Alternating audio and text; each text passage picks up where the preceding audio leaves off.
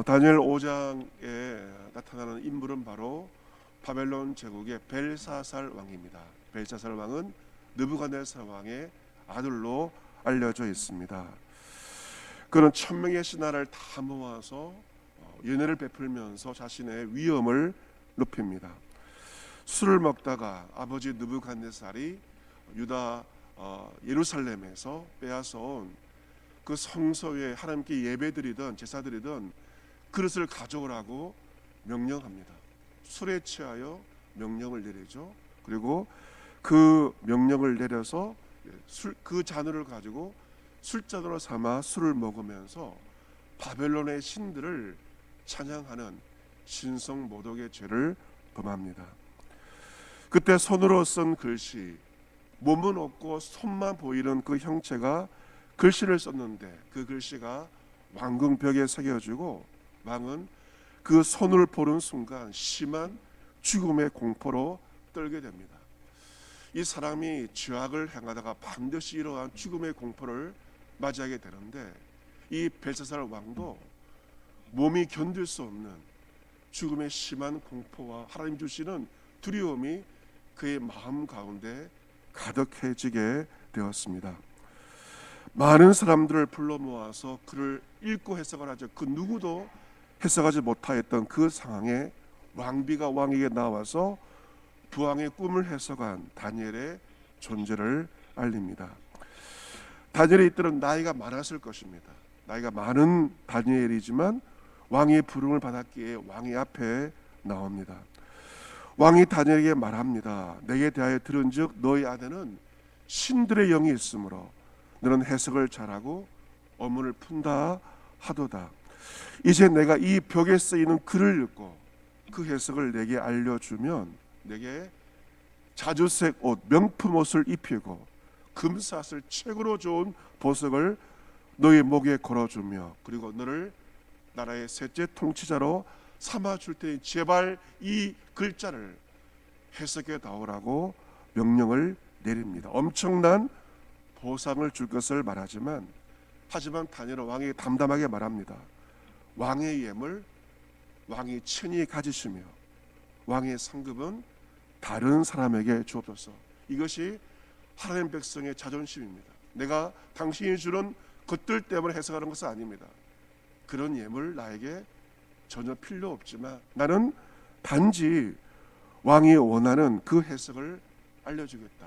대가를 바라는 것이 아니라 하나님 주신 지혜를 가지고 그 글자를 알려주고 해석해 주겠다라고 당당하게 이야기를 하는 정말 멋진 모습입니다. 당신이 주는 것 나에게 필요가 없지만 나는 당신에게 그 글자에 대해서 알려주겠다라고 분명히 말하고 있습니다. 이 다니엘은 이 글자 해석에 저는 먼저 왕의 아버지 부왕인 느부갓네살 왕에 대해서 언급을 하고 있습니다. 18절 말씀 보시면 왕이여 지극히 높으신 하나님이 왕에 붙인 느부갓네살에게 나라와 큰 권세와 영광과 위협과 큰 권세를 주셨습니다. 큰 권세를 부왕이 부친이 받은 것은 당신이 잘나서가 아닙니다. 하나님께서 나라와 큰 권세와 영광과 위엄과 그 모든 것을 주신 것입니다. 지극히 높으신 하나님이 왕의 부친에게 그 모든 것을 주신 것입니다. 그런데 왕의 부친의 마음이 높아졌습니다. 겸손해야 되는 높아졌고 뜻이 완악하여서 결국 교만을 행하고 말았습니다. 이 교만, 하나님이 제일 싫어하는 것이 교만인데 그 마음이 높아지며 뜻이 완악하며 교만을 행함으로 그의 왕위는 결국 패한바 되었고 그 영광을 빼앗기고 사람 중에서 쫓겨났습니다. 왕의 부친은 그 모든 처절한 고난의 시간들을 통하여서 중요한 교훈을 알게 되었습니다. 그것은 지극히 높으신 하나님이 사람의 나라를 다스리시다는 사실입니다. 하나님은 하나님 나라만 다스리신 분이 아니라 세상의 나라, 하나님의 사람은 이 모든 나라를 다스리시는 분, 하나님께서 이 세상을 통치하시는 분임을 당신의 부친이 그 고난 가운데 쫓겨남을 통해서 처절하게 알게 되었고, 하나님이 사람 나라를 다스리시며 자기의 뜻대로 누구든지 그 자리에 세우시는 줄을 알기에 이르렀나이다. 하나님은 권력자를 세우시고 사람을 세울 때 하나님의 뜻대로 누군가를 그 자리에 세우기도 하시고 누군가를 그 자리에 내려앉히기도 하시는 분임을 알기 이르렀습니다. 이 중요한 이 진리를 당신의 붙인 왕은 권자에 있을 때가 아니라 쫓겨났을 때, 고난 가운데 이 중요하고 엄청난 진리를 몸소 깨닫게 되었습니다. 값비싼 대가를 지불함으로 역사의 교훈을 그의 아버지 느부갓네살 왕이 알게 되었던 것입니다. 그런데 문제는 무엇입니까? 벨사살 왕은 그의 아들 아닙니까? 그의 아들이 되어 이것을 다 알고도 아직도 마음을 낮추지 아니하였나이다. 여러분, 그 아버지 느부갓네살 왕이 벨사살 왕에게 자신이 겪은 이 모든 일들을 말하지 않았겠습니까? 말을 했을 것입니다. 아들아, 정신 차려라. 나는 엄청난 대가를 지불하고 이것을 알았지만 너는 또 이것을 반복해서는 안 된다. 이 나라를 다스리시는 분은, 사람 나라를 다스리시는 분은 왕이 아니라 하나님이시다. 제발 좀 이 사실을 알아라. 그 아버지 자식을 사랑했다면 분명히 이 이야기를 했을 것이고 귀에 못이 박도록 이 이야기를 아버지로부터 들었을 것입니다. 그런데 벨사살의 문제가 무엇입니까? 이것을 다 알았습니다. 이것을 다 알고도 아버지의 교훈을 알았지만 그의 마음이 문제입니다. 아직도 마음을 낮추지 아니하였다. 무슨 말입니까? 머리로서는 아버지의 교훈을 귀에 못이 박도록 들었지만 문제는 무엇입니까? 그 교훈이 벨사살의 마음까지는 도착하지 않은 것입니다. 머리로 맴돌았습니다. 하나님의 교훈이 그의 머리에 맴돌았고 그의 마음까지 도착하지는 않았습니다.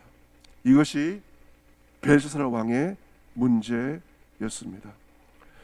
아버지의 교훈을 알았음에도 불구하고, 아버지가 교만 때문에 패망했음을 알았음에도 불구하고 그것이 그 마음에 닿지 않았기 때문에 왕은 결국 자신의 마음을 낮추지 않았고 오히려 자신을 높였고, 아버지도 하지 않은 신성모도, 아버지가 빼앗아온 그 하나님의 전을 섬기던 그릇을 가지고 술을 마시는, 이방신을 찬양하는, 아버지도 하지 않았던 그 죄를 결국 아들이 범하고 말았습니다.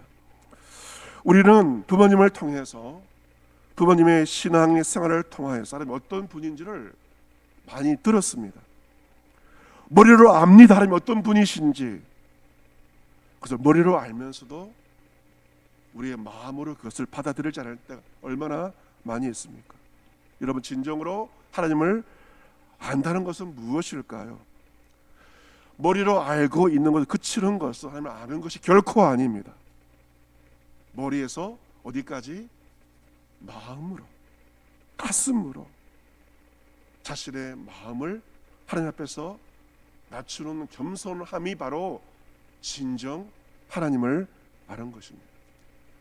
머리로 그친다면 교만할 수밖에 없습니다. 그 머리가 내 하트로, 마음으로 이어져야만 우리 마음이 겸손한 것이고 그것이 바로 진정 하나님을 아는 것입니다. 세상에서 가장 거리가 먼 것이 무엇일까? 바로 머리에서 마음까지의 거리가 세상에서 가장 먼 거리라고 합니다. 벨사살 왕은 머리를 알고 다 알고 있었어요.